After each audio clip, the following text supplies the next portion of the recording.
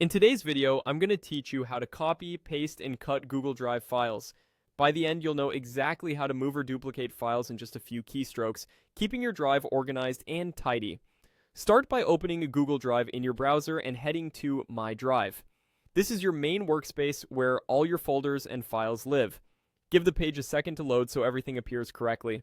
Next, select the file you want to move or copy. Click once to highlight it. If you change your mind, click on a different file to switch your selection. A quick tip: if you're organizing several items at once, you can select multiple files by holding Shift for a continuous range, or Control on Windows or Command on Mac to pick files one by one. Now decide whether you want to copy or cut. Copying keeps the original where it is and lets you place another version in a new location. Cutting moves the item to the new location. On Windows and Chrome OS, press Ctrl+C to copy, or Ctrl+X to cut.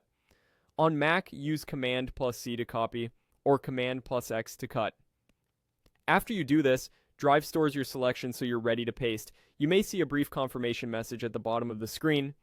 This just lets you know the action was captured. Navigate to the destination where you want the file to go. Browse through your folders in the left sidebar or main view until you find the right spot. Double-click the folder to open it so you're inside the exact location where you want the item to end up. When you're ready, paste. On Windows and Chrome OS, press Ctrl+V. On Mac, press Command+V. Drive will place the item into the open folder. If you used copy, the original stays in its current location and the pasted version appears here. If you used cut, the item moves here and is removed from its previous location. Give it a moment if the file is large or your connection is slow. Drive may need a second to sync.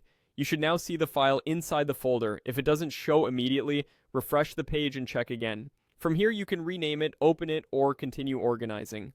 A couple of quick tips to keep things smooth: make sure you have permission to move files if they're shared, and confirm you're inside the correct folder before pasting to avoid extra cleanup.